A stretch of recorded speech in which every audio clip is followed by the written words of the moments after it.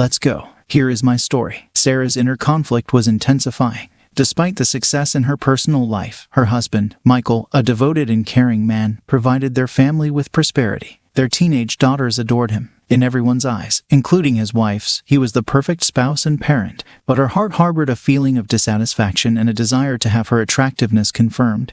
Her desirability. Approaching 45 and the time when the children were about to leave the nest, she examined herself even more closely. Although her husband reassured her that she looked better than ever, Sarah noticed changes in her appearance. The firmness of her body was yielding to the natural aging process. Wrinkles appeared on her face, and her hair took on strands of gray. Her longing for affirmation of her allure was fueled by every glance at the young, handsome men in her office. She began altering her style, making it more daring, and noticed a shift in her colleagues' gazes. They complimented her more often and paid her greater heed. Especially standing out was Jacob, a charming coworker who had flirted with her for years, but they had never taken it to the next level. However, one day alone together, they both encountered the long-awaited moment of true passion. This chance encounter marked the beginning of a journey into the world of forbidden sensations for the woman. Recognizing the danger of their actions, the lovers decided to continue their tryst in secret. Their passionate rendezvous grew into regular meetings, and her colleagues suggested a cruise where they could fully immerse themselves in their own world, reveling in one another without fear of discovery. Sarah deliberated at length about how to tell Michael of her intention to leave for 2 weeks.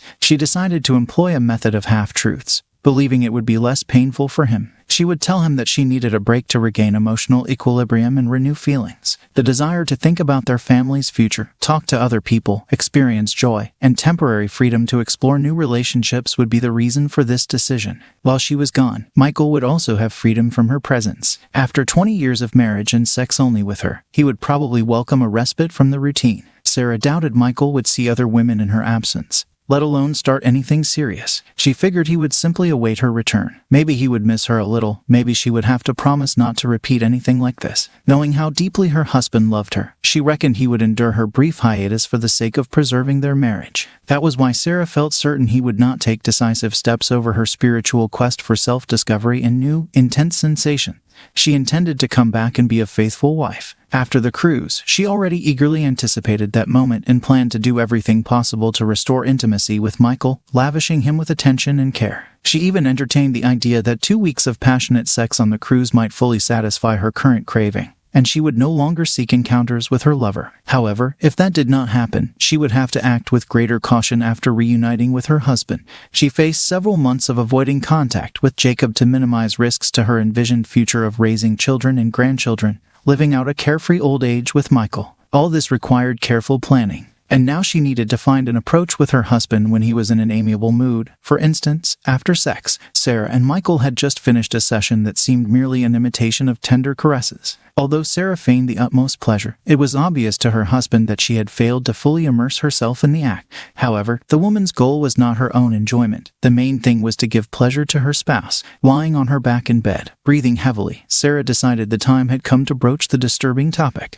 "Michael, you know I love you, right?" she asked suddenly. "Yes, dear," he replied with a nod. Then Sarah proposed a temporary release from her role as wife and mother to re-examine her life. She claimed that after a break, she would become a more devoted and better wife and mother. Michael listened attentively. However, when Sarah said she needed time to explore herself, the husband abruptly got out of bed, dressed hastily, and headed for the hallway. "Wait, where are you going?" she asked in surprise, not understanding why. Michael had loudly requested their daughters gather in the kitchen. She was unclear why the children had to be included in this discussion. Michael explained they were part of the family and needed to talk over the woman's desire to take a leave. Her husband suggested they all sit at the kitchen table and speak their minds. The questions and incomprehension of what was happening began to sound doubts and anxiety in her. Michael, despite Sarah's plea to talk alone, went downstairs to the kitchen, brewed coffee for himself, and didn't even offer his wife a cup, as he usually did. Sarah's confidence was quickly evaporating. Michael looked at his wife with a grave expression, not answering her probing. She was merely asking for personal time, insisting she needed to figure herself out. However, when the daughters convened in the kitchen, his response was cold and assertive. "Well, you can go away with your boyfriend, Jacob." Sarah looked shocked. She denied ties with Jacob and labeled him simply a colleague from work. She tried to explain she required a respite and time to unravel her feelings, ponder their future. "Yes, ponder how to have sex with Jacob without hiding from others we know," said Michael, confirming the sense he was aware of what was happening. What are you talking about? I'm merely suggesting you take a little break from me and give me some time to. Sarah began to justify herself. Shirk your duties as wife and mother. Well, we'll give you a reprieve. We'll just call it a divorce instead of a vacation from marriage. Michael interrupted her, making clear his intentions. Sarah tried to soothe him, saying he had taken her words far too seriously. But Michael would not be swayed. Only now did the woman notice her daughters, Jane and Abby, had suitcases next to them. Girls, why do you have suitcases? Explain what's going on, said Sarah, no longer able to endure this. Why don't you talk to Mom while I go get my suitcase? Michael proposed, heading upstairs. But voices from the kitchen reached his ears. Girls, address Sarah, he instructed them. I'm afraid your father misunderstood what I was asking for. Jane was the first to intervene. Be honest, Mom. We've known for several months what you and your lover have been up to. I have no idea what you're talking about, Sarah denied awkwardly. We're talking about your Thursday lunches that have turned into quick Thursday dates and are about to become a 2-week cruise with Jacob, Abby chimed in. What? You can't know that. I mean, I haven't done anything like that. Jacob is just a colleague I sometimes have lunch with, Sarah brushed off. Really? When you and him decided to spend your lunch break in your office, Dad got a call. Your colleagues were looking for you. You and Jacob exceeded the lunch break limit, Jane explained. That's right, Sarah remembers that day. When I came home that evening, Michael said he had gotten a call from my work asking where his wife was. The woman lied and told him she had been in a meeting with her boss, Mr. Thompson. I was in a meeting with Mr. Thompson, she repeated her lie. Then why was it him specifically who called and asked where you were anyway? That kind of situation has happened more than once. That's when Dad decided to hire a private investigator. We have plenty of video and photos of you with Jacob, Jane said. That's true, Mom. That loser is not as good as our dad. You became a cheating old hag, Abby remarked. How dare you talk to your mother that way? Sarah bristled. How dare you do what you're doing instead of behaving like a good mother and faithful wife? Abby said angrily. The woman didn't know how to respond. If your father suspected something, why didn't he tell me about it straight and stop me? She changed direction. He obviously didn't think it was important, Abby continued. Mom, you have a ring on your finger that says you're our father's wife. You agreed to forsake all other men when you married Dad. Dad said that if he had stopped you this time with Jacob, you would have just gotten better at hiding your deceit, Jane intervened. Well, he could have said something. He should have said something if it bothered him that much. It just shows he doesn't care if I get some innocent attention from another man or not. I don't understand why he suddenly got so jealous, Sarah tried to bristle. No, Mom, he didn't say anything to you because he needed time to prepare. His lawyer and accountant have been working to prevent you from getting your hands on his money in a divorce. He didn't want the threat of financial ruin interfering. A few weeks ago, he came to us and told us what was happening. He showed us video of you with Jacob. It was disgusting. Now, my sister and I stand by Dad. He explained that modern divorce laws favor the wife no matter what she's done, so this lawyer and accountant have been reducing your joint accounts the last couple of months. I'm sure you didn't know that. Thanks to you, Abby's and my college is now fully paid for, Jane explained impassively. What? Where did he get the money for that? Sarah asked, shocked. It's just low of him to do all this behind my back. And you two have conspired against me with your father, Sarah asked, shocked. No, Mom. You and your lover conspired against our family. Either turn a blind eye to your lust or let you destroy us while you run off with your lover and a large sum of money. Abby's remark made both girls snicker. Sarah looked stunned and didn't know how to respond. At that moment, Michael returned with his suitcase in hand. Michael, maybe we can all calm down and talk about this. I admit I may have made a big mistake. I really don't want a divorce. I'll tell Jacob I was wrong when I decided to spend time with him. I'll never see him again. I promise I never intended to divorce you. I just wanted a low break. The husband just sneered contemptuously at that. Too late for that, dear. I understand you and Jacob have already paid for the cruise trip. In my opinion, you two really should enjoy the trip because life is going to get a lot harder for you two after you get back, Michael said distrustfully. What do you mean? Sarah asked distrustfully. You'll have to take care of housework and other duties yourself because the girls and I will be living in a new apartment.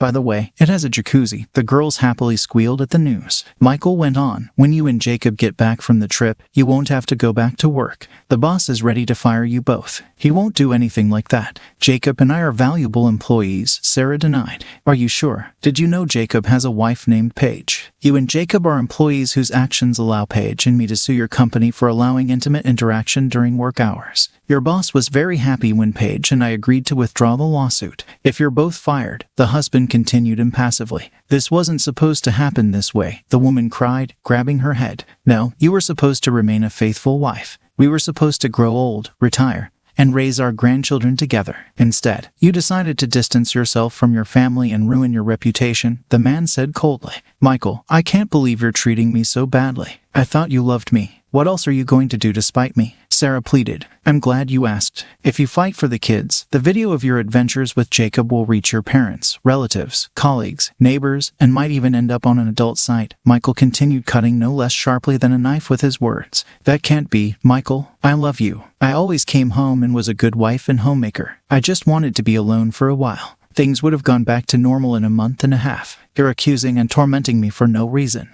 You all have to forgive me and give me a second chance. The woman began to defend herself. No, you had a second, third, fourth, and many more chances. Every time you met with Jacob, just 3 months ago, our marriage meant everything to me. But upon finding out about everything, I realized our marriage and our children meant nothing to you. Sarah, you hurt me very deeply. I was so devastated, I could have done something to myself. If it was just the two of us, I thought about an amicable divorce, but the idea that I wouldn't be able to see my girls when I wanted helped me come to my senses. I decided to do everything possible to make sure you and Jacob reap minimum benefit from this, the man said. Michael, I can't believe you're treating me so badly. I thought you loved me. What else are you going to do to spite me? Sarah pleaded. I'm glad you asked. If you fight for the kids, the video of your adventures with Jacob will reach your parents, relatives, colleagues, neighbors, and might even end up on an adult site. Michael continued, cutting no less sharply than a knife with his words. That can't be, Michael. I love you. I always came home and was a good wife and homemaker. I just wanted to be alone for a while. Things would have gone back to normal in a month and a half. You're accusing and tormenting me for no reason.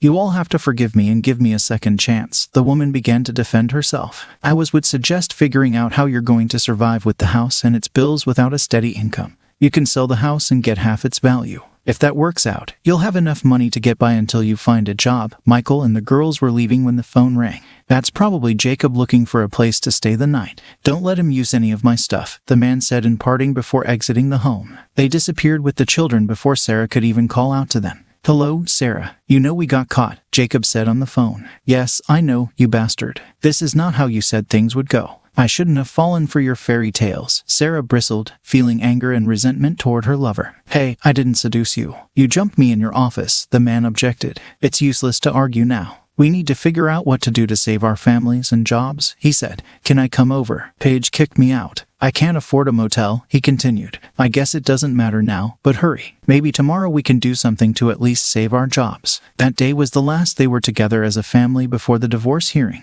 Sarah disappeared, and the house was quickly sold. She took her half of the equity, as well as all their savings and checks, apparently for her personal motives. Michael felt no concern about this. Most of the proceeds had gone to prepaying the girls' college tuition. Michael used the money from the house sale to replenish the emergency fund that had been spent on paying for the children's college. Ultimately, due to his wife's actions, Michael decided to wait a year and finalize the divorce in her absence to prevent any chance of her coming back for money or custody of the children. He did not want her returning. To his surprise, after the divorce, Jacob remained living in their old neighborhood, finding a low-paying job and leading a modest, solitary life. Paige soon started a romance with one of her neighbors but was in no hurry to marry him. In time, Michael also found himself a girlfriend who worked as a teacher at his daughter's school. The girls and Michael lived well. 2 years after that whole situation, the daughters left for college. They kept in touch with their mother via Facebook but did not share any information about her with their father per his own request. After the divorce, the man did not want to hear anything about that woman. He continues working at his old job while his relationship with his girlfriend developed positively. They did not discuss marriage but talked of commitment and fidelity. It seemed Michael's sex life had never been better. The girls maintained contact with Sarah but said their father did not wish to share information about himself or receive news about her. Looking back on 20 years of married life with Michael made her reflect. During that time, Sarah had been a devoted wife and caring mother, investing great effort into the home and work. Her income, together with Michael's funds, went toward providing for the family, paying the girls' tuition, maintaining the household, and covering the bills. She considered taking some money from the house justified given her significant contribution to the family's well-being. Paying for the daughter's college was a brilliant decision. She could not argue with that. The question is whether she deserved the punishment imposed on her after 20 years of fulfilling the role of a devoted wife and mother and just 3 months of bad behavior. Sarah pondered more than once whether those 3 months had been so much bad as foolish. Jacob did not meet her expectations.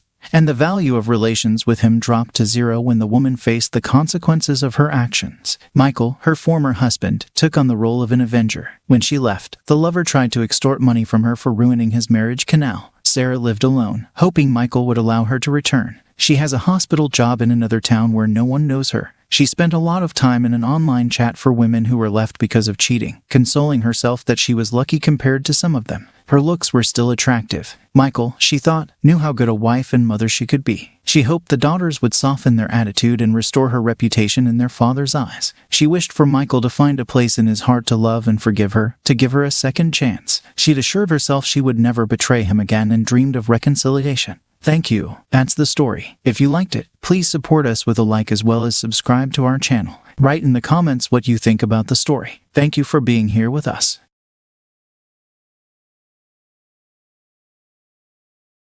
You would subscribe to my channel, like the video if you enjoy it, and maybe leave a comment down below. These simple clicks would mean a lot to the future of this channel and really reward the effort that I put in every day. And now, without further ado, let's go. Here is my story. My wife and I met at a bar in Chicago. She was with 5 people, 2 men and 3 women. I was there alone that night to watch a football game. As soon as I spotted her, I wanted to talk to her. I resisted the urge for a bit, but then she made eye contact with me, and I was smitten. Her smile was so genuine, it made her eyes squint. When there was room for me to squeeze in, I switched chairs at the bar and greeted her. She seemed very pleased with me from the start. I found out she was with her sister and 4 co-workers to celebrate her 25th birthday. I was 27 at the time. I ordered her a drink, and we ended up talking through the entire football game. She joked with me about how I was missing it, but I told her I wasn't going to miss this, gesturing to her. We dated for 8 months before we just decided to move in with each other. We wanted to see each other more often, and it felt like the only way to do that was to share a place.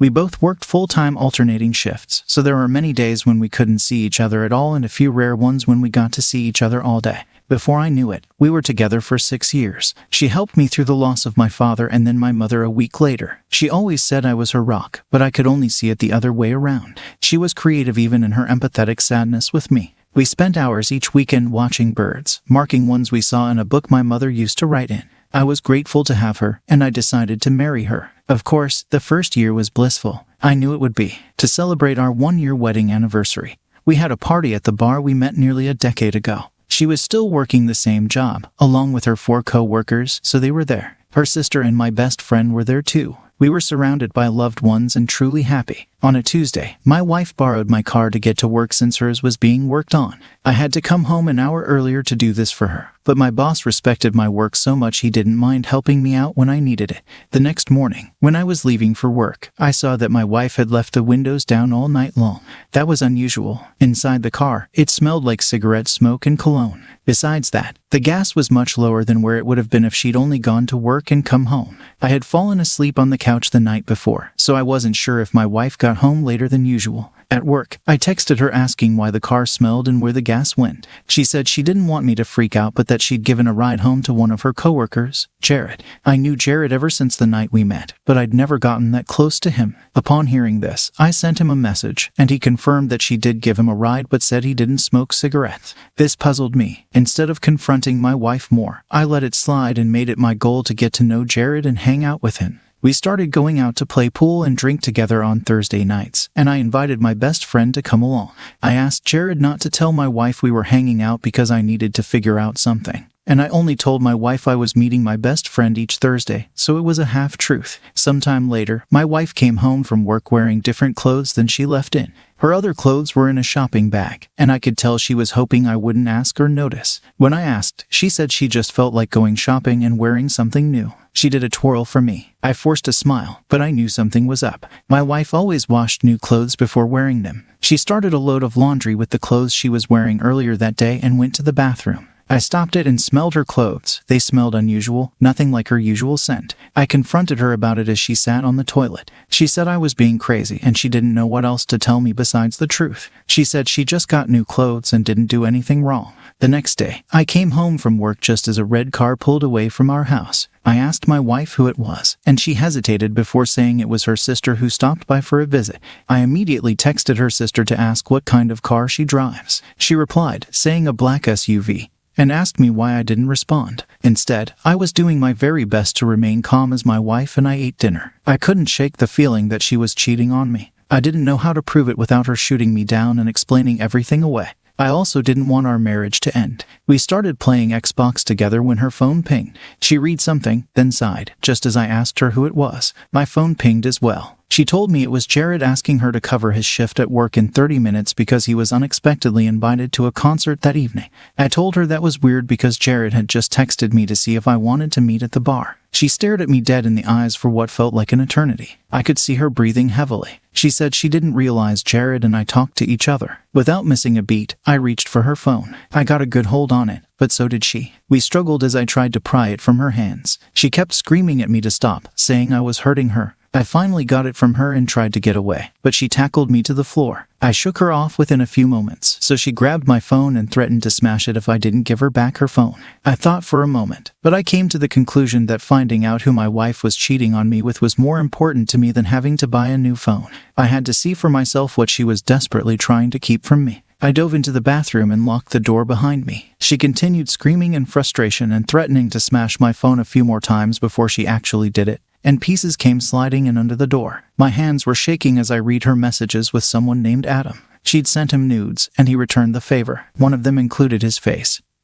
So I knew who I was looking for. They talked about their sex, how good it was, and how marital sex could never compare to forbidden sex. His most recent text was asking her if she could come up with an excuse to meet him at the very same bar I met my wife in all those years ago. I barged through the bathroom door, smacking my wife's face with it unintentionally. I grabbed my keys as she screamed after me, futilely trying to stop me. I told her I wanted her out of the house by the time I got back. She expressed her disbelief, and I sped away, texting and replying to Adam with her phone. It said I was on my way and he should meet me out front. I found him immediately, parked the car, walked straight up to him, and punched him in the face. I asked him, in an elevated voice, if he just assumed I would never find out he was sleeping with my wife. A small crowd of people gathered around us, gasping and watching the drama unfold. He scrambled to get up, but I pushed him down at least twice before spitting on his face. I told him never to see her again. He finally got up and stumbled away, holding his jaw. When I got home, my wife was sitting on the steps. She noticed the red on my hand and started questioning me. When I didn't respond, she started begging me for forgiveness. She said she never meant to sleep with him and it only happened once before he started sending her pictures and asking for more. I told her to get out of my house, and this time I yelled at her while looking straight into her eyes. I'm sure she saw no love coming from me because that was all gone. I threw her phone at her, and she caught it by luck, tears pouring out of her eyes like she was the victim. I forcefully told her again to leave, so she went upstairs and started packing. She sat in her car with her stuff for an hour before pulling out of the driveway for the last time. She went to live with her sister, who was an hour and a half away, and she quit her job that same night. It's been 2 years since this happened. We're officially divorced now, but every day since, she sent me a good morning text among other things, trying to get me to respond or show any kind of emotion towards her. She hasn't gotten a new job and she's gained weight. Her sister is on the verge of kicking her out because she has no ambition in life. She tells me all this in the hopes that it will make me reply to her, but I never do. I'm starting a new relationship now, and I know that when she finds out, it will break her down even more. She knows she lost the love of her life, and there's no one to blame but herself. Opus, I am so sorry your wife did this to you. There is never any valid excuse to cheat on a spouse. Marital sex is supposed to be much more thrilling and special than sex with someone you haven't committed to.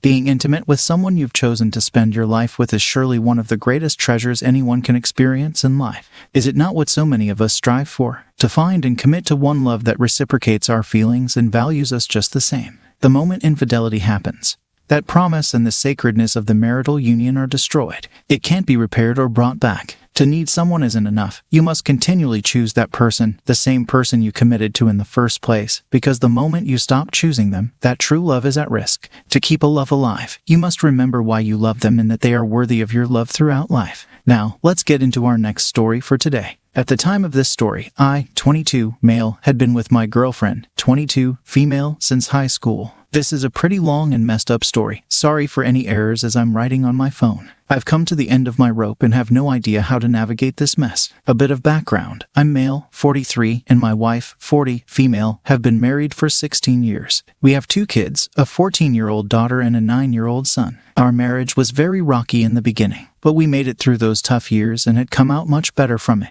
We married young, so maturity wasn't all there yet, but we knew we loved each other and could conquer any obstacle that came between our marriage. I'm still not sure whether this was wishful thinking. Anyway, my wife is a manager at a very big advertisement company for 3 years, and I'm in engineering for 7 years. Both our jobs pay well and have given our family a pretty good lifestyle. We were a very tight-knit family. We always made sure as parents that we were there for our kids to create great memories. No matter how busy we got, we always made time for our kids. Honestly, I consider myself a good dad and husband. I messed up sometimes when it came to my wife, but I did anything for this woman, and it honestly shocked me to my core when I found out that she was in a long-term affair, which brings me to the discovery. My wife was acting distant. In fact, the last 2 years before this one were the hardest. She just didn't seem to like anything I did. She kept comparing me to her boss. Yes, I know now, and would always tell me how he would handle this or that. Can't read her mind. Well, her boss can. Don't take the initiative to take her out on dates and make her feel special. Well, her boss does that for his wife. Why was I so immature, I would ask. What she wanted me to do to spice up our love life. Her usual answer was, don't ask, you need to already know and do it. So, I researched, bought books, since I was clueless, someone else had it happen. The answer, anything I attempted was met with either half-hearted appreciation or bitter disappointment.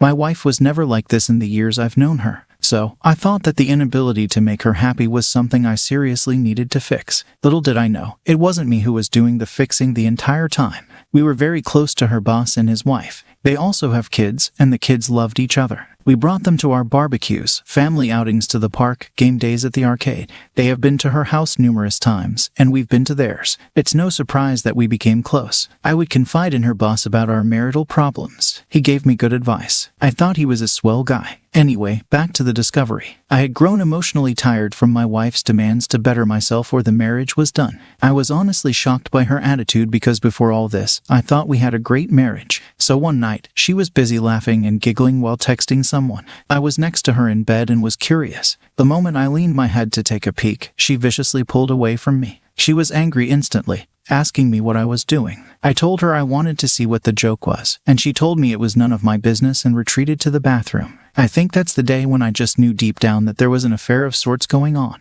I did not have proof, though. I made the mistake of asking her directly the next day. She was furious and denied any wrongdoing. I did not have access to her phone, but I wanted the truth terribly. I asked for her phone, and she refused. Only later during the night did she grudgingly give me the phone. Almost every text message she sent to specific people was deleted. I could tell because some conversations seemed inconsistent, and others downright ridiculous. I gave her the phone back, and we did not speak of it until a month later when I was able to get a buddy on it to check the phone and recover deleted texts. My wife had gotten another phone prior and hardly used the one she handed to me. Some texts were recovered, and it was through bits and pieces that I finally had proof that there was an affair going on. And you already guessed it, with her boss. I just knew if I confronted her then and there, she would find some way to weasel out of it, so I bided my time. I was a wreck, though. All I could think about was how it was going to affect the kids. The situation was horrible, and I cried in front of my buddy. I still did not want to give up the marriage. So, 3 days later, I bought How to Help Your Spouse Heal from an Affair. It's okay if you're shaking your head. I started reading, hoping that if I gave it to my wife, she would stop this nonsense. I wanted my wife back,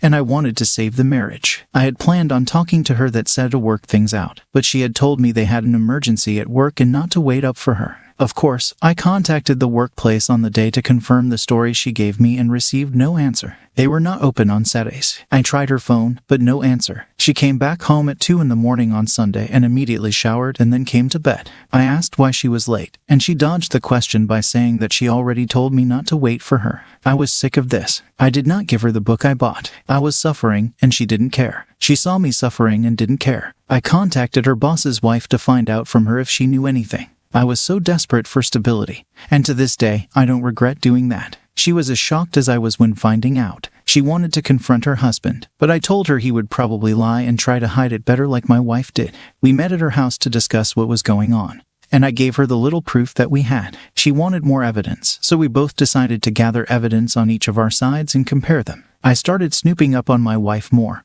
and she did the same with her husband. It was very easy on her end to find undeniable proof. Her husband was so arrogant that he didn't even delete the texts on his phone between him and my wife. The little texts I found earlier finally made sense. and we had a whole picture of how long the affair was, 2 years. The boss's wife was livid, and so was I. She wanted to get revenge on them, and so did I. They slept together everywhere. Her house, my house, expensive hotels, business trips. It was sickening to read all that. They even sent each other pics, but we decided to ignore the pics because we didn't want to scar ourselves with the images. We wanted revenge, but not an affair ourselves. We both decided that if they wanted each other, then they can have each other. We both drew up divorce papers at roughly the same time. We were dead set on it. Our spouses didn't know that we knew, and we acted our part. By the time our ducks were in a row, they were at it again, this time through collaborating with the boss's wife. We knew exactly where and how they were going to be served. We knew which hotel they booked for their weekend of fun. I personally went there with the sheriff. I waited in the lobby as the sheriff got everything working, and my wife was called to come down from her room. She did, dressed in a bathrobe, and I fear nothing else. She's panicking frantically, asking me what I was doing there. It was quite a distance from our home, but not too far. The sheriff asked for confirmation of her name and information. She confusedly answered in the affirmative and was served.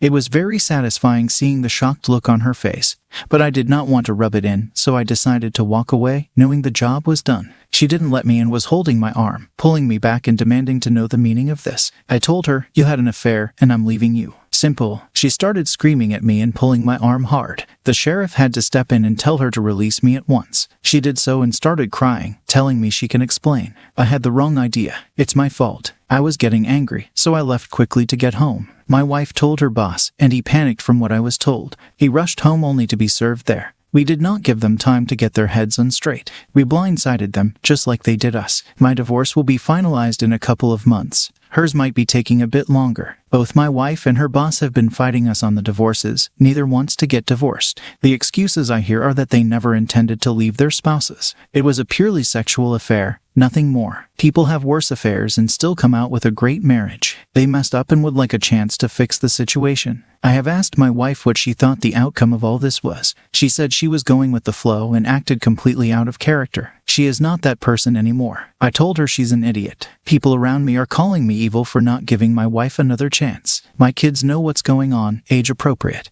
and they are behind me 100%, but would like it if we stayed together. My resolve is slipping, coupled with the fact that we still live in the same house, and my wife is going to therapy and reading the book I bought. It's getting harder to stick to my guns. She says she's remorseful and will do whatever it takes. All I tell her is that she's sorry she got caught, and that's all I need to know. She called me a bitter, resentful person who can't look past all the negativity. She apologized for it later, but I know that's how she feels. The boss's wife and I still talk, and my wife absolutely hates that. She thinks I'm going to have a revenge affair or that her boss's wife is the reason I will not give us another chance. She has asked me repeatedly to initiate no contact with her boss's wife, just like she did with her boss. I told her she's crazy. We didn't do anything wrong, and why should I respect your opinions now? See, I think I'm done. I have no respect for her. She still doesn't want to give up and is actively trying to engage with me about her thoughts and processes leading to her affair. I see them as excuses, so I don't entertain her. She wants me to do therapy with her. I've read many places where the therapist blames the victim, so I was like, hell no. She wants me to read infidelity books with her. What is the point if we're going to divorce anyway? She wants to be intimate. I told her she was not going to manipulate me with sex. She says it's not manipulation and she just wants to show me how much she loves me. I corrected her and said, love me now, you mean?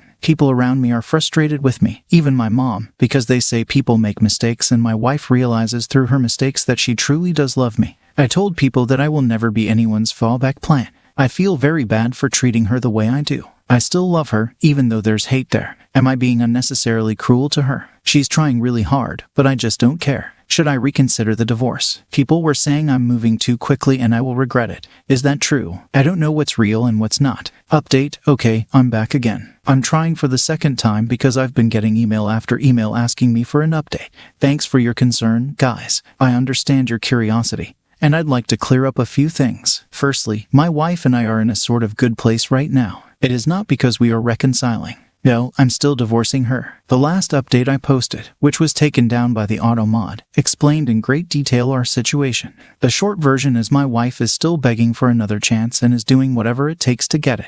I will not give it to her because her affair was way too long for me to get over. If it had been a one-night stand, that would be a different story. But no, 2 years is just a slap in the face. I have gone to a few therapy sessions with her because I'm not a monster and still love her. One session was very good and made me understand that my wife is actually remorseful. She has not been perfect with how she handled the fallout of her affair, but she has been trying pretty damn hard. The second session was a mess, with her upset at me for continuously contacting the boss's wife and her being afraid of a revenge affair. It was the angriest I have ever been through this whole mess, and we did argue a great deal later because I refused to do what she wanted, which is no contact with the boss's wife. That was resolved when I promised her that there would be no revenge affair. I know I don't owe her anything, but she's still my wife until our divorce, and I still want to hold true to my commitment. I have been going to a few more sessions with her just to see her progress. Yes, this therapist is an individual and marriage therapist. No, I'm not going to these sessions because deep down I want to save our marriage. I want to see my wife's progress myself and participate if I have to.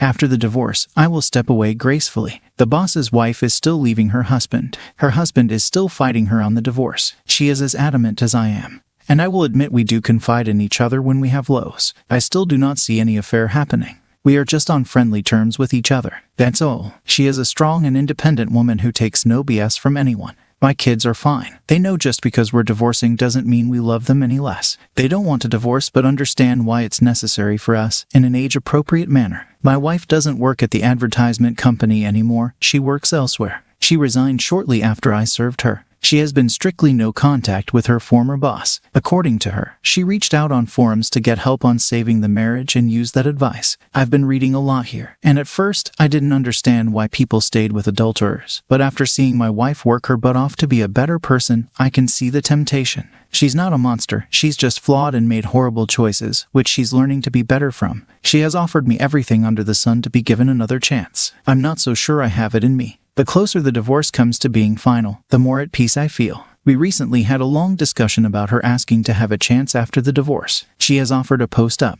I was not completely opposed to it, actually, but it would be a very, very long road for her to travel for me to even consider it a possibility. She seems quite willing, but I don't see how that would benefit any of us, to be honest. A huge part of me wants this divorce out of a fleeting sense of justice. It's the only justice I can get without lowering myself to an adulterer. My mom and I made up after I revealed more about my wife's affair. Although now she's absolutely furious with my wife after learning the details. I don't know how to navigate that one. Update. I didn't want to write here until my divorce was finalized, but I'm just pissed off today and really want to vent. As many of you know, my wife is scared crazy about a revenge affair. The simple reason is that I'm still in contact with and see the other woman she betrayed. My wife is very insecure compared to OBS. OBS is younger, a model, very attractive, and owns a successful business. It makes my wife paranoid that I will give in to temptation and cheat on her as revenge. I still cannot believe the nerve of her to give me the two wrongs don't make a right speech. Of course, she isn't wrong, and I don't intend to ever follow through, but her hypocrisy infuriates me every time. I'm going to visit OBS like yesterday. She gets extremely sad or extremely clingy. I don't know how many times she has thrown herself at me just to make sure that I don't cheat on her back. I reject her attempts, and it only makes things worse. It absolutely floors me that cheaters are this selfish, only thinking about themselves and their pain, while the betrayed have to trudge along and try to pick up the pieces. Another thing, our kids still see their kids. I never go to OBS without my kids. But no, my wife still thinks I have it in me to be as heartless as she was and take any opportunity to bang the woman. Laughable, honestly. Em is still living in her holiday home, begging OBS to take him back. I'm not going to lie. It brings me a sense of great satisfaction to see him suffer the consequences. He is not trying to threaten me because of how much leverage I have on him. He has to deal with the fact that I'm still in contact with his wife. He is allowed to visit his kids anytime he wants but doesn't want to see me, so he makes sure I'm not around and then visits. I pity the guy, honestly. Currently, my wife has been super apologetic. She has showered me with affection, which I simply brushed off. I'm not in a good place. We are having a therapy session today, and I feel like unloading all the pain and hurt I've had to endure because of her. The rage I feel is becoming overwhelming. Next update. Looking through my posts and messages, I realized what a great place this is that gives support to people like us. I have been reading a lot of stuff that concerns infidelity in order to get a better picture of my situation. Anyway, during a recent therapy session with my wife, she requested that I give her a little more time for her to win me back. She had reason after reason why it would be a good idea for me to at least try and see if I could participate in recovering our marriage.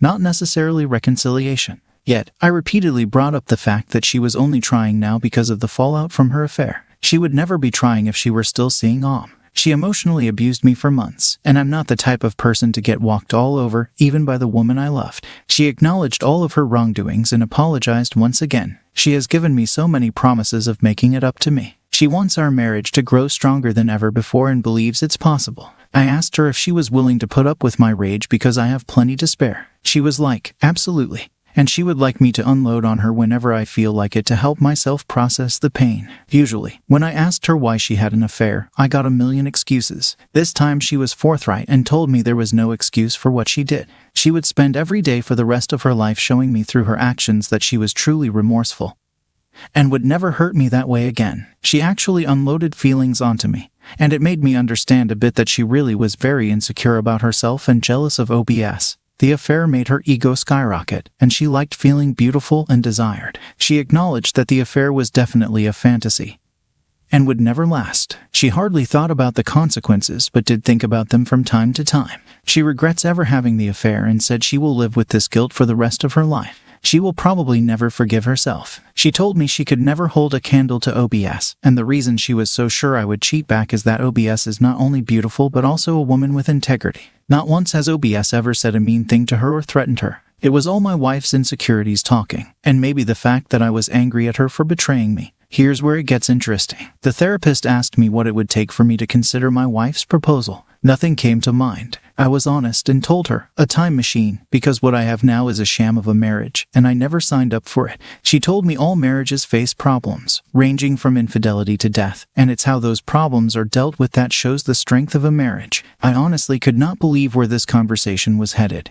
And I told the therapist to focus on my wife, not us. The therapist told me my inability to listen to logical reasoning might be a problem communication-wise. I did not disagree. My wife and I had a long talk during the drive home. She questioned if I felt emasculated due to her affair, considering she had never asked me that before. I was genuinely surprised by the question. I answered, yes. She shocked me by asking if I would feel better if I slept with another woman. I again told her I'm not more or have a revenge affair. She explained that she was talking about a trial separation where I go out and get my mojo back. She will remain faithful and wait until I'm good and ready to come back to the marriage. I thought she was desperate before, but I found her proposal crazy. I asked her how that would benefit the marriage in any way for both people to be having affairs. She told me mine would not be an affair because we would be separated with conditions aligning with my freedom to see other people in place. I told her that's a huge risk on her part.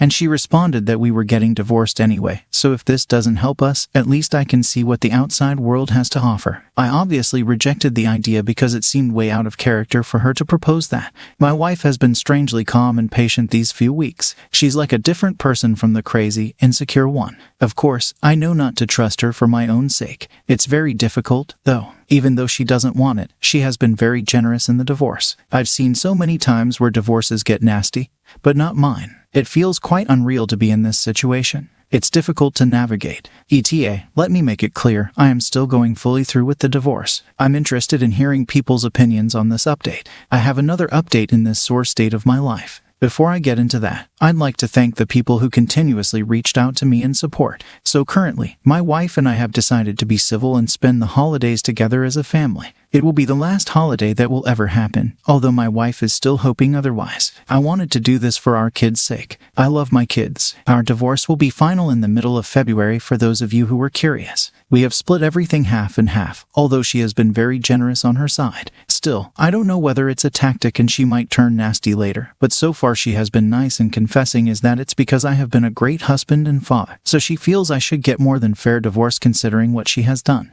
That is not to say that she will lose a lot out of the divorce, but I do get slightly more, thanks to her. I have decided to stop going to therapy with her. It was giving her false hope and sending her mixed signals. She has confessed that she has a burning desire to be intimate with me throughout the time I've been absent here, and her understanding that I felt emasculated and undesired thanks to her affair. She has been frequently, and I mean frequently, trying to engage me in sex. In all honesty, my wife hardly initiated sex before all this, so I found it a bit upsetting that she was doing it now. Over time, I grew to appreciate the fact that she saw this as a hang-up of mine and wanted to address it. I've rejected her, though, but she still persists adamantly, stating that this has nothing to do with reconciliation, and she just wants me to feel good and desired. I have cut off contact with OBS for now because things were getting a little too personal for my liking.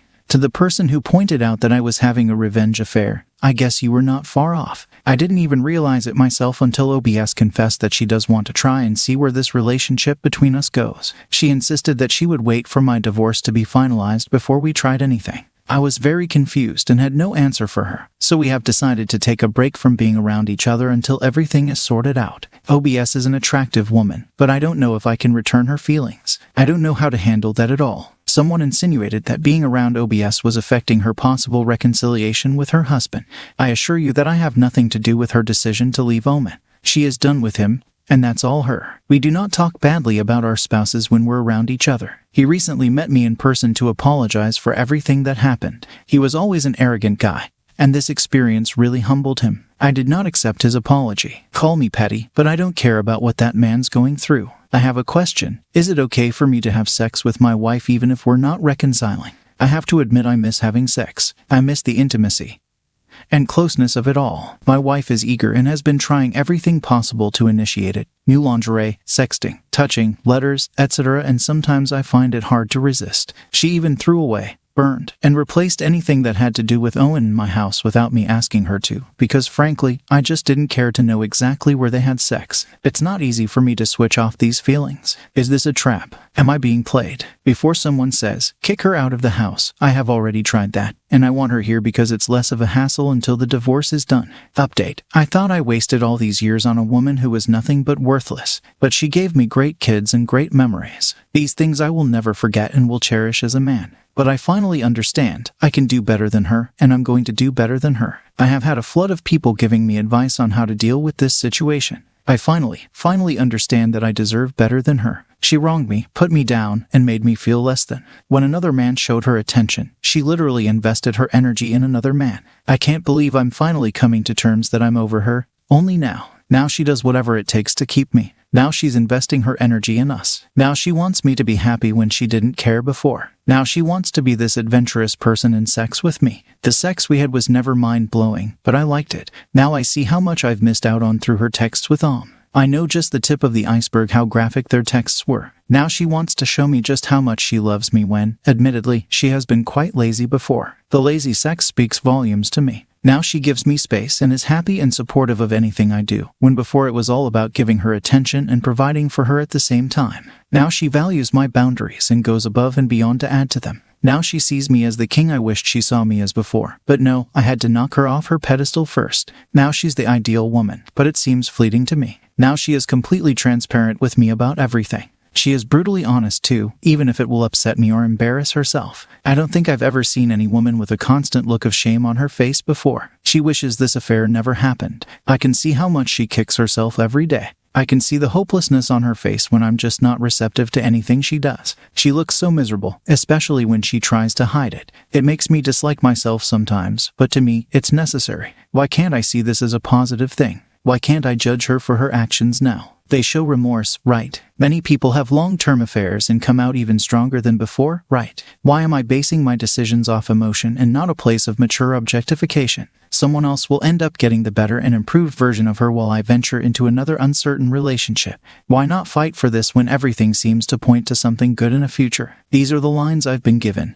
And I have one answer: I will not accept disrespect. Maybe I was willing to in the early stages of discovery, but I woke up from that quickly. This is to answer the people who have panned me and regularly asked about my situation. I'm going to enjoy this Christmas with my entire family and then move on from my wife. I decided to stop listening to the nonsense I created in my head to keep my wife's control over me and move on entirely from the idea of her. I will not be dating her or giving us another chance. We are over for good. I'd like to say that my wife isn't a villain. And that is true. I want her to be happy as well, but it will never be with me. She has shown me that. I have called OBS today and offered her dinner after the holidays for her support when I absolutely hit rock bottom. She said she would love to. I know this stuff doesn't happen often, but we really supported each other throughout all of this, and I owe her thanks. Before people start talking about how much I planned this with OBS, I honestly did not. My emotions have been so mixed up these past few years that the very thought of another woman never crossed my mind.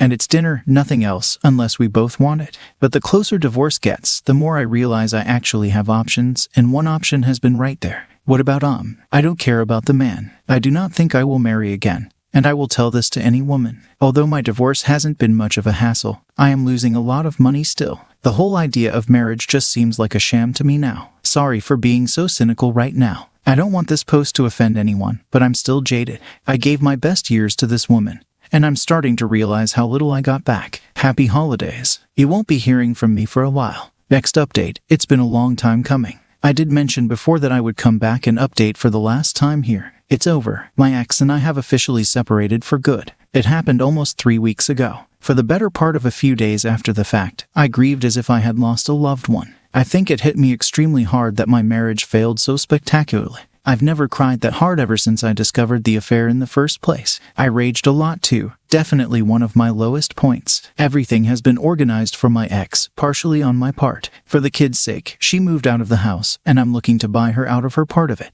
She lives in an apartment now, a very big downgrade for her, and it pretty much depresses her. She is still going to the therapist, still invested in reading and studying infidelity. I don't know exactly why. We've had long talks leading to and after the divorce. Minimal physical contact. I know I shouldn't entertain her now, but she's still the mother of my kids, and I want us to be good co-parents. I'm nothing if not logical about the situation, largely thanks to this community and others. Of course, it's the same tomb. She wants to reconcile, and I think it's too risky for me to put myself in that situation again. Unfortunately, I'm not in the mood to give her that gift. This past weekend, I accompanied OBS to dinner with no intention other than enjoying each other's company and chatting. We talked about all sorts of things. Things got flirty between us, and I must admit I was very reluctant to entertain the rapidly changing mood. Well, I guess I should say the night ended in a very passionate way. Sorry for too much information. It was probably the most mind-blowing experience I've ever had. OBS is very much a giver in spades above my ex. I did not intend for it to go that far, but OBS was willing, and I was as well. Learned quite a few more tricks in the process. It was the first time I ever had someone that enthusiastic to please me and not the other way around.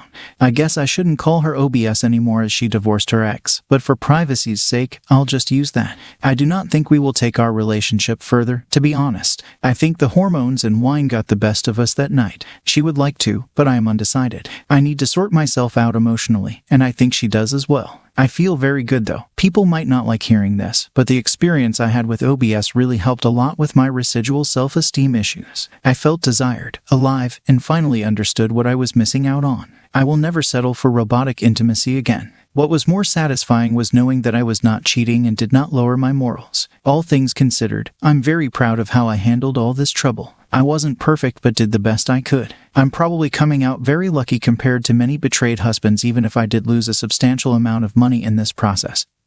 But it was because I was willing to absorb advice and listen to people with experience instead of going in blind and hoping for the best. For that, I will be forever grateful to you guys. You and everyone who lent me an ear saved me from destroying my self-worth even further. Takeaways: respect yourself. Never ever accept disrespect from anyone else, not even people closest to you. Everyone deserves a healthy, fulfilling relationship. Never settle for scraps from your partner. Every committed relationship should include a healthy and fulfilling intimate life. If your partner is not giving his all to you but did so before with someone else or in an affair, do not tolerate it. I'm not advocating for anything inappropriate. Simply lay out your dissatisfaction. If your partner isn't willing to meet them, do not settle for boring intimacy unless you both agree on it. It is okay to walk away from that. Communicate. I cannot stress how super important that is. If you're ever betrayed, only you can truly heal yourself. It took a long time for me to understand this. There are many more, but that's all I can think of right now. I'll be available to answer comments that you may have.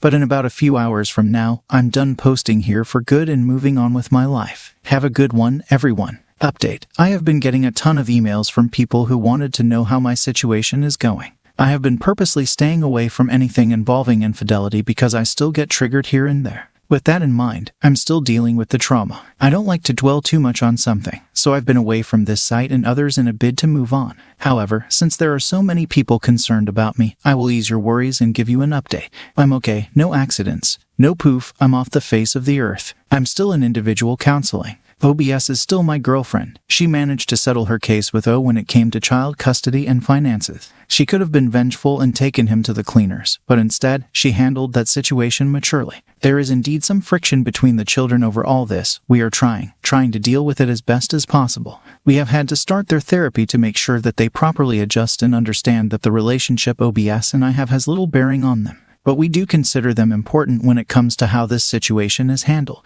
This is extremely hard because not everyone is on board. My daughter, my ex, and do not like being around each other. I genuinely think both of them blame the other for how things turned out. And I'm not kidding here. There is tension when those two are in close proximity to each other. My ex still wants a second chance and is probably angry that OBS is in the way of me seeing things clearly and not throwing away all we have indefinitely.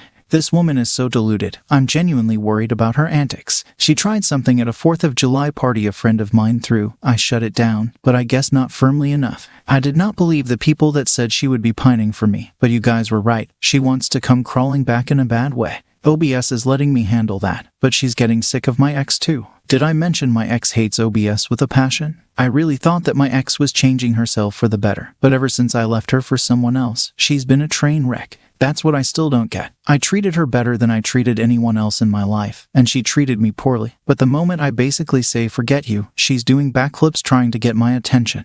I don't know whether it's something I should be angry about. Final update. Yes, I've seen your inboxes and chat requests. Sorry for not responding. I'm not active anymore here, but I'm very much aware that there are people who have been trying to check in on me and my situation. I'll ease your worries with this update. Be warned, this isn't a happily ever after story. Let's start off with the big elephant in the room. How are OBS and I doing? If I knew a woman like her was out there earlier, I would have searched for her years ago. All jokes aside, I have never had a stronger relationship with any woman besides her because my ex-wife put me through so much. I had little clue what a healthy relationship looked like. I still doubted myself, but OBS has helped me through this and is a phenomenal partner. I'm very much in love with this woman. She has shown me time and time again that I mean a great deal to her, and I feel the same way towards her, nothing more than a girlfriend, though. I'm still doubtful of the whole idea of marriage. We're still doing things privately and involving the children as little as possible in the whole relationship thing, but yes, the kids know we're dating. As for the kids, it was a bit of a rough start. Who am I kidding? But they are getting along really well now.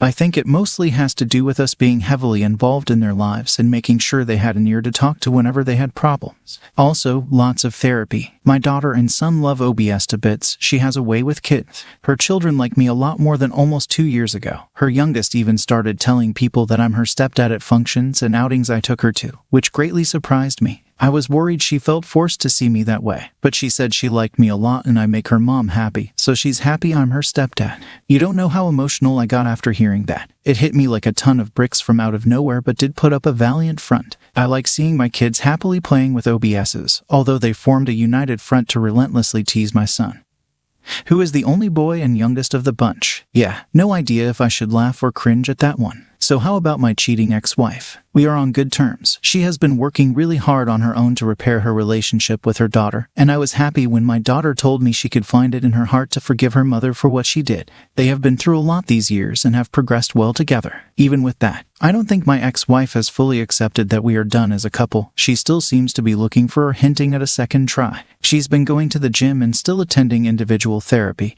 Overall, she seems much healthier now, but I don't really care. I've made peace with the past. It's her problem for not doing the same. She talks more with OBS now, which is reciprocated, but OBS regularly regards her with skepticism, which she should, given all that's happened. M is a lost cause. I didn't realize what a mess the guy would be. All that money and no sense. He has a girlfriend now, but his kids despise her and are very open about it. It took me some time to see how full of himself the guy was, to be honest. I don't like his girlfriend either. She comes off as extremely materialistic, selfish, and callous towards the girls. So, to conclude, we are doing better than okay. Don't get me wrong. I had my doubts if this was the right path, but with a lot of effort from the people involved, it's turning out splendidly. No happily ever after, just really happy now. Opus, your ex is probably about to start going through some pretty dark days. Not only has her worst nightmare come into existence via your divorce, which she probably convinced herself she could manage, but her second worst nightmare, you hooking up with OBS, has also come to pass, ruining whatever fantasy she built up in her head about any possible long-term future with you, such as getting back with you and rediscovering your relationship. She will be in denial about it all for years, but the real drama is going to happen when she finally, eventually realizes that it was her own actions that not only burned down every bridge between you both but most of the surrounding countryside and everything else for miles around. Be prepared for her to go full-on mental breakdown at some point in the not-too-distant future, especially if something further occurs between you and your now girlfriend, such as moving together or cohabiting. Holidays and shared vacations are going to be wasted moments for her, so I'd be inclined to keep things like social media posts about such events to an absolute minimum so as to not stoke the fire. That's the story. If you liked it, please support us with a like as well as subscribe to our channel. Write in the comments what you think about the story. Thank you for being here with us.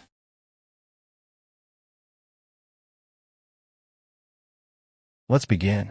Lucas had always prided himself on his ability to stay grounded, no matter the situation. Growing up in a rural town, where people valued hard work and honesty over flair and extravagance, had taught him resilience. His life revolved around his work, his family, and the quiet satisfaction of building something from nothing. At just 18 years old, Lucas took the money he'd saved from helping his uncle at a local garage and opened his own small auto repair shop. It wasn't glamorous, and the odds were against him, but Lucas wasn't one to back down from a challenge. His shop, a modest two-bay garage on the edge of town, became his sanctuary. It was here that he honed his skills, turning rusty heaps into reliable machines and solving problems others had long given up on. Over the years, word spread about Lucas's talent and his unyielding commitment to doing things right. People came to trust him, not just because he was good at his job, but because he treated everyone with fairness and respect. What made Lucas's story remarkable wasn't just the business he built, but the life he created alongside it. Clara entered his world when he least expected it. They met at a charity event hosted by a local church, where Lucas had volunteered to fix the old sound system. Clara, a law student interning with a nearby firm, was helping organize the event. She was radiant, her presence commanding attention without effort. They struck up a conversation that day, bonding over their shared belief in hard work and perseverance. Their connection deepened quickly, and within a year, Lucas and Clara were married.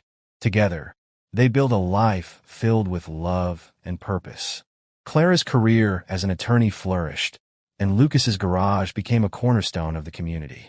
Soon, they welcomed 2 children into their world: Emily, who inherited her mother's ambition and drive, and Liam, whose passion for music filled their home with the sounds of guitars and late-night rehearsals. For decades, Lucas was the rock of the family.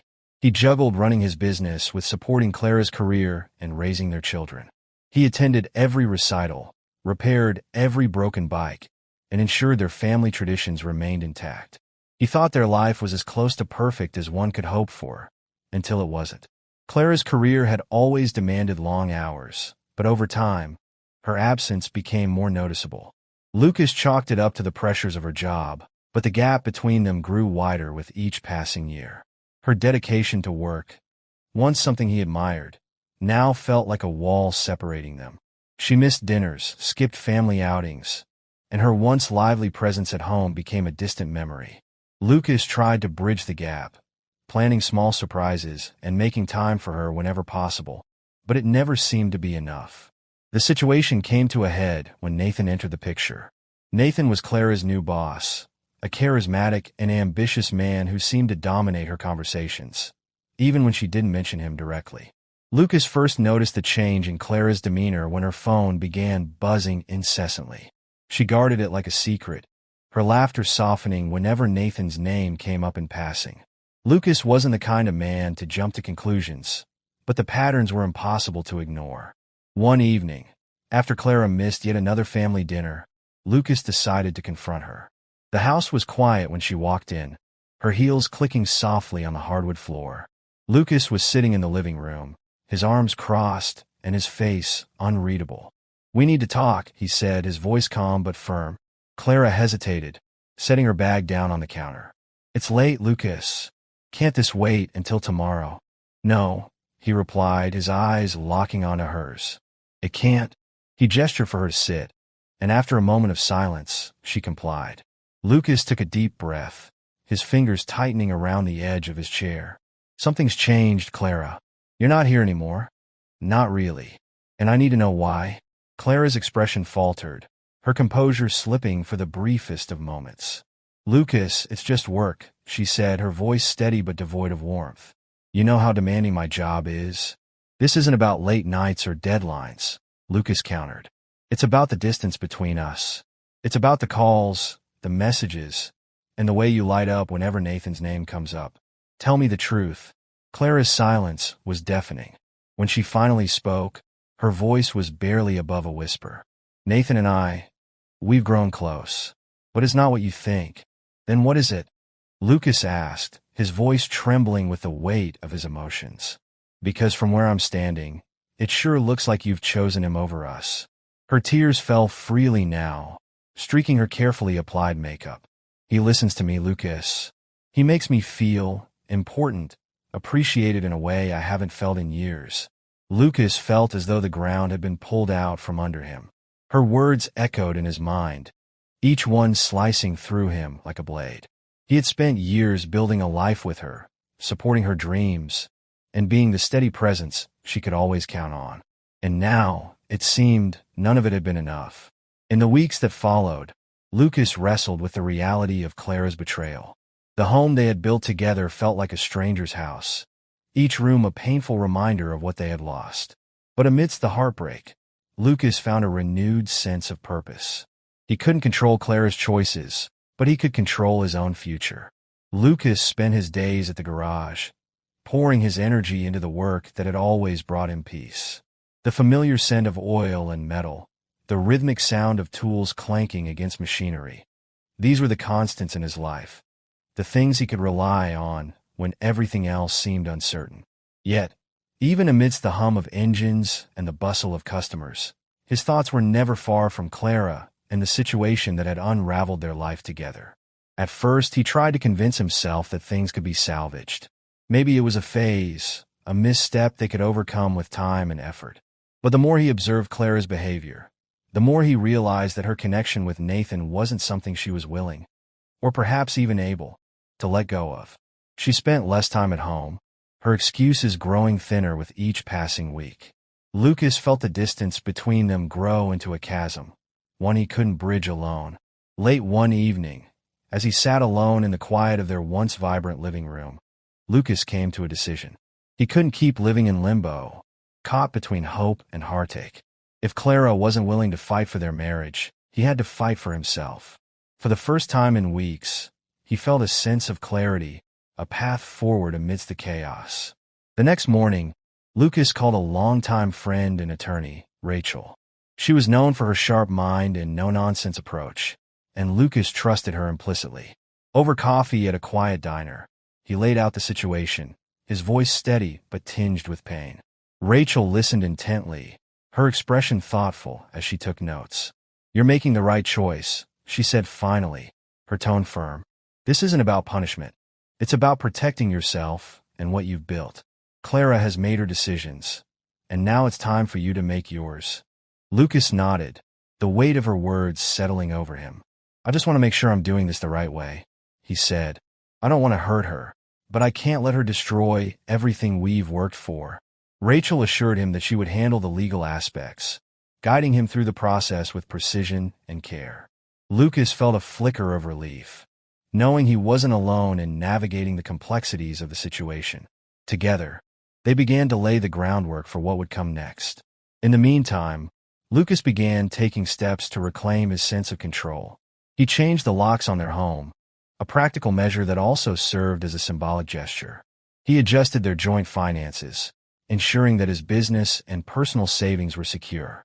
These actions weren't driven by anger, but by a need to protect the life he had built with his own hands. Clara, absorbed in her own world, seemed oblivious to the changes Lucas was making. Her focus remained on her work and, increasingly, on Nathan. The realization stung, but Lucas refused to let it consume him. He channeled his energy into his work, expanding the garage's services and mentoring young mechanics eager to learn the trade. The garage, once a simple means of income, became a place of renewal and growth. One Thursday evening, Lucas decided it was time to have a final conversation with Clara. He had spent weeks preparing for this moment, ensuring that he was ready for whatever came next. When she walked through the door, her expression weary from a long day, Lucas was waiting in the living room. A stack of papers sat on the coffee table, the culmination of weeks of planning and reflection. "We need to talk," Lucas said, his voice calm but firm. Clara paused, her eyes flickering to the papers. "What is this about?" she asked cautiously. Lucas gestured for her to sit. I've been doing a lot of thinking, he began, and I've come to a decision. Whatever is happening between you and Nathan, it's not something I can accept. I can't keep pretending that everything is fine when it's not. Clara's face tightened. Lucas, you don't understand. No, he interrupted, his voice steady. I do understand. You've made your choices, Clara. And now I'm making mine. He pushed the papers across the table toward her. These are divorce papers, he said. Rachel's already looked over everything. The house, the garage, they're staying with me. You're free to make your own choices. But I'm not going to let your actions destroy what I've built. Clara's eyes filled with tears as she stared at the papers. Lucas, please, she whispered. We don't have to do this. Yes, we do, Lucas replied, his tone resolute. This isn't just about us anymore. It's about the life we've built, the example we're setting for Emily and Liam. I won't let them think it's okay to settle for less than what they deserve. The days that followed were a whirlwind of emotions and legal proceedings. Clara, caught off guard by Lucas's resolve, seemed unsure how to respond. She tried to negotiate, but Lucas stood firm, guided by the clarity he had found in his decision. His children, though heartbroken by the situation, rallied around him, offering their support in ways that reminded Lucas of the strength and love still present in his life. Emily, ever the pragmatist, helped Lucas navigate the logistical aspects of the divorce, offering insights and advice with a level of maturity that belied her years. Liam, though quieter, showed his solidarity through small gestures, helping out at the garage, sharing meals, and simply being present when Lucas needed it most. As the weeks turned into months, Lucas began to rebuild. The pain of Clara's betrayal lingered, but it no longer defined him. He found solace in his work, expanding the garage, and even starting a vocational training program for young mechanics in the community. The garage, once a place of routine, became a beacon of hope and renewal. Lucas's journey wasn't without its challenges, but he faced each one with the resilience that had carried him through life. He rediscovered parts of himself he had long set aside, finding joy in the small moments and strength in the support of those who truly cared about him. By the time the divorce was finalized, Lucas had not only survived the ordeal, but emerged stronger, more focused, and more determined than ever to live life on his own terms. Lucas stood in his garage one evening, the familiar hum of machines around him, and for the first time in a long while, he felt a glimmer of peace. The garage had always been more than just a workplace. It was his refuge, his sanctuary. Over the past months, it had been where he rediscovered himself, piece by piece, amidst the sound of wrenches and the smell of oil. The divorce proceedings with Clara had been finalized a week prior. The process, though grueling, had been necessary. Lucas had walked away with the house and the business intact, but what mattered most was the clarity and independence he had gained. He no longer lived under the shadow of uncertainty or betrayal. Instead, he faced a future of his own making, one where he could finally move forward. The day after the divorce was finalized, Emily and Liam came to visit. Lucas had been apprehensive about how they were handling everything. They had been supportive throughout, but he worried about the toll the situation had taken on them. As they sat together in the living room, he braced himself for difficult conversations. "Dad," Emily began, her tone gentle but firm, "you don't have to worry about us. Liam and I are fine. We're proud of you."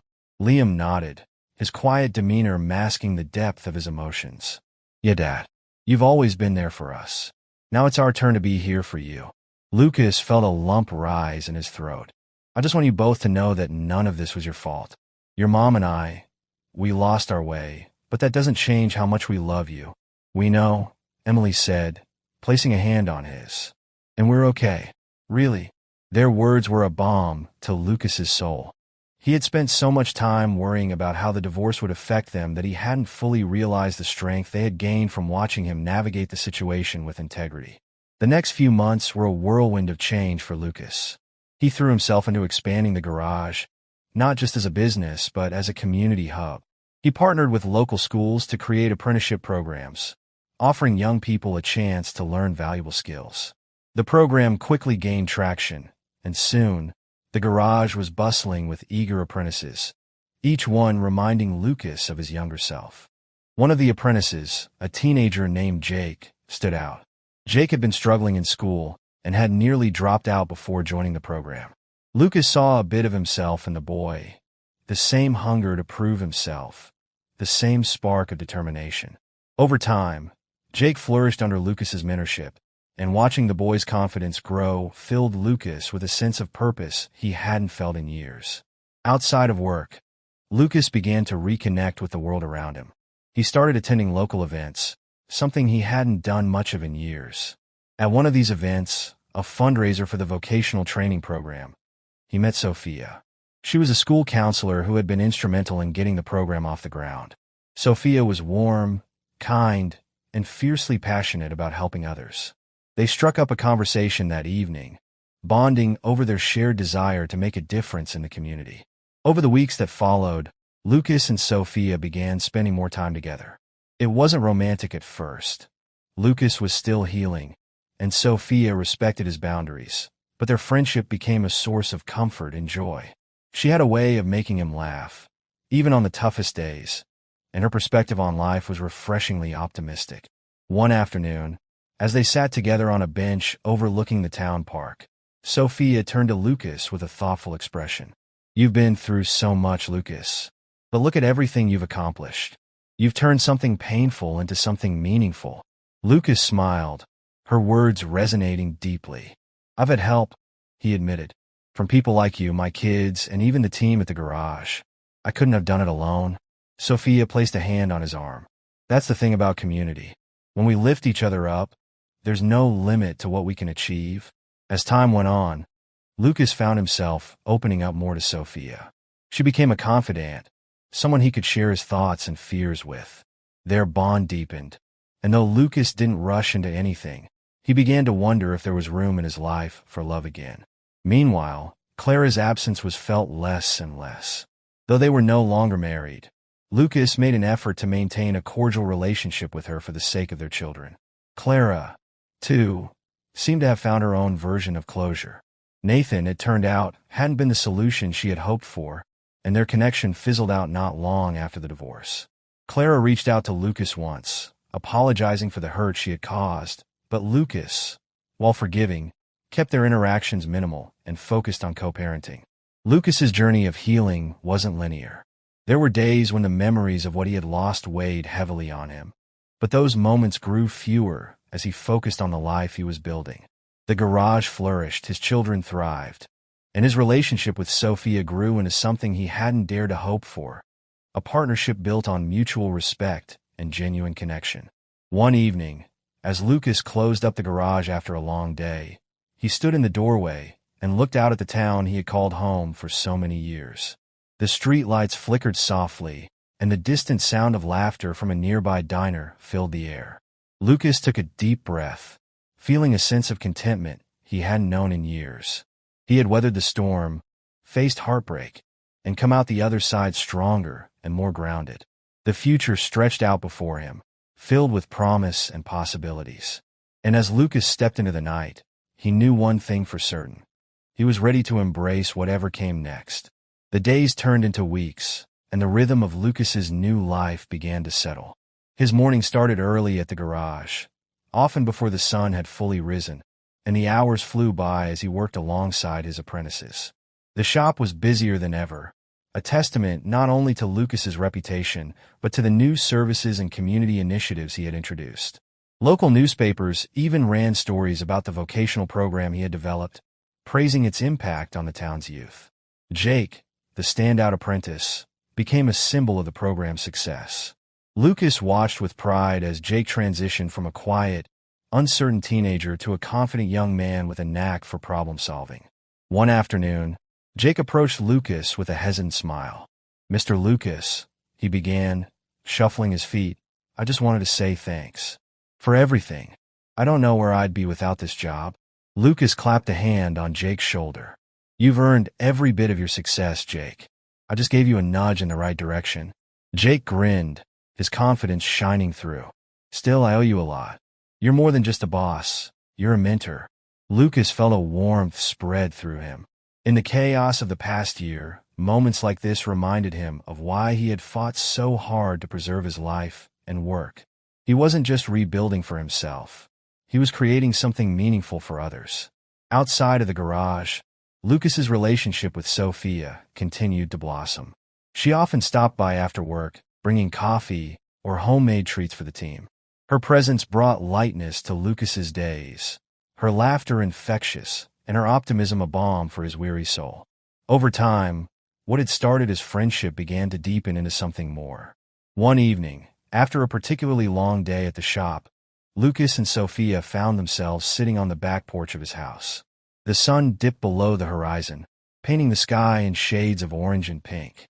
Lucas poured them each a glass of iced tea, the silence between them comfortable. "You know," Sophia said, breaking the quiet, "this town is lucky to have you. You've done so much, not just for the kids at the garage, but for everyone who knows you." Lucas chuckled, shaking his head. "I'm just trying to do my part. Besides, I think you've done more for me than I have for anyone else." Sophia turned to him, her expression soft. "Don't sell yourself short, Lucas. You show me what strength looks like. Not the loud, flashy kind, but the quiet, steady kind that keeps everything together." Her words stayed with Lucas long after she left that night. He hadn't thought of himself as particularly strong, just someone trying to get through each day. But Sophia's perspective made him reconsider. Maybe strength wasn't about grand gestures or heroic feats. Maybe it was about showing up, day after day, even when things felt impossible. As their bond deepened, Lucas found himself opening up to the possibility of love again. Sophia was different from Clara in so many ways. Where Clara had been ambitious and driven, Sophia was warm and nurturing. She wasn't interested in climbing ladders or making headlines. She cared about the little things, the quiet moments that made life worth living. With her, Lucas felt a sense of peace he hadn't known in years. One evening, as they walked through the town square after a community fundraiser, Sophia slipped her hand into his. Lucas glanced at her, surprised but not displeased. She smiled up at him, her eyes shining with affection. "I'm glad we met, Lucas," she said softly. "So am I," he replied, his voice tinged with emotion. Their relationship wasn't rushed or dramatic.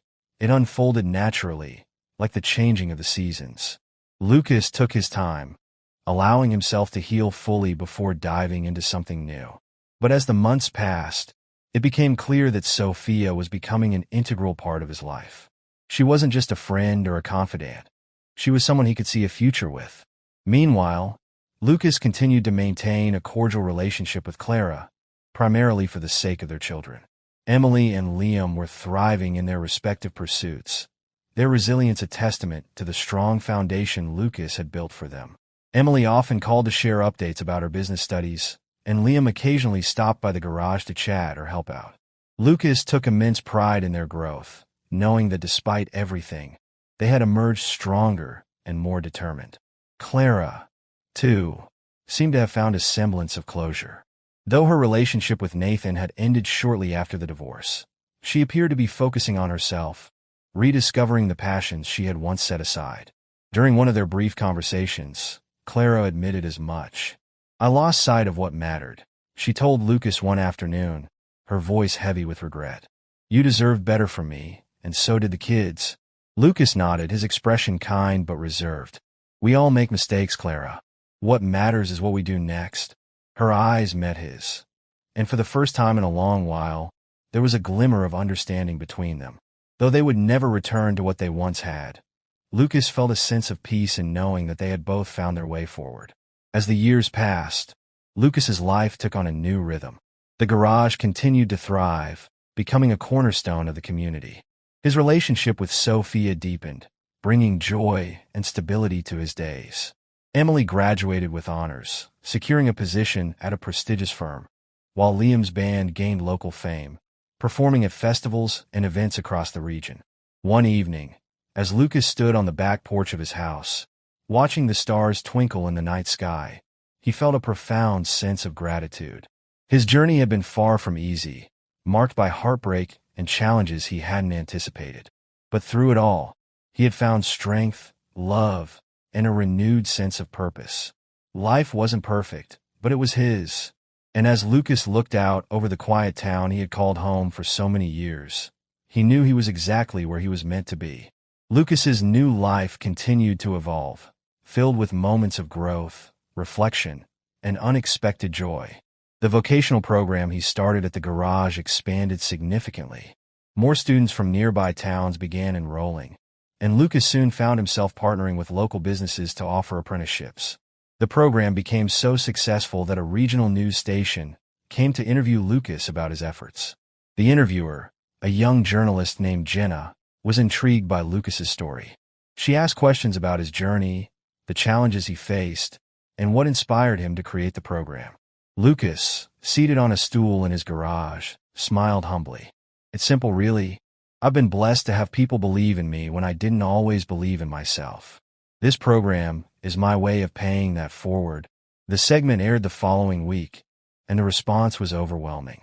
People from across the state reached out, offering donations, mentorship opportunities, and even scholarships for the apprentices. Lucas was amazed by the outpouring of support. The garage, once just a small business, had become a hub of transformation for so many young lives. Jake, now one of the program's most prominent success stories, took on a leadership role. Lucas entrusted him with more responsibilities, knowing Jake had the potential to inspire others just as Lucas had inspired him. One afternoon, as they worked together on a particularly tricky repair, Jake turned to Lucas with a grin. "You know, Mr. Lucas," he said, wiping grease from his hands, "you're not just teaching us how to fix cars. You're teaching us how to fix ourselves." Lucas chuckled, shaking his head. "That's all you, Jake. I just provide the tools. You're the one doing the work." Outside the garage, Lucas's relationship with Sophia flourished. She became an integral part of his life, not just as a companion, but as someone who genuinely understood and supported his vision. Sophia began volunteering at the vocational program, offering counseling sessions to the apprentices and helping them navigate personal challenges. Her warmth and insight became invaluable, and Lucas often found himself leaning on her wisdom. One evening, as they sat on the porch overlooking the sunset, Lucas took her hand in his. "Sophia," he began, his voice steady but filled with emotion, "I don't think I've ever told you how much you mean to me. You've been my light in some of the darkest times." Sophia smiled, her eyes glistening. "And you've been mine, Lucas. We've helped each other heal, and that's something I'll always be grateful for." Their relationship deepened, and over time, Lucas realized he had found something he thought he'd lost forever: true companionship. He proposed to Sophia on a crisp autumn morning, surrounded by the apprentices and staff at the garage. It wasn't a grand gesture, but it was perfect in its simplicity, a reflection of the life they were building together. Sophia said yes, her smile brighter than the sun that lit up the workshop. The wedding was a small, intimate affair held at the town's community center. Emily and Liam stood by Lucas's side, their pride and happiness evident. Clara attended as well, her demeanor gracious and supportive. The ceremony was filled with laughter, tears, and heartfelt speeches, marking a new chapter in Lucas's life. As Lucas and Sophia settled into married life, their home became a place of warmth and joy. They hosted dinners for the apprentices, celebrated milestones with their children, and spent quiet evenings reminiscing about how far they had come.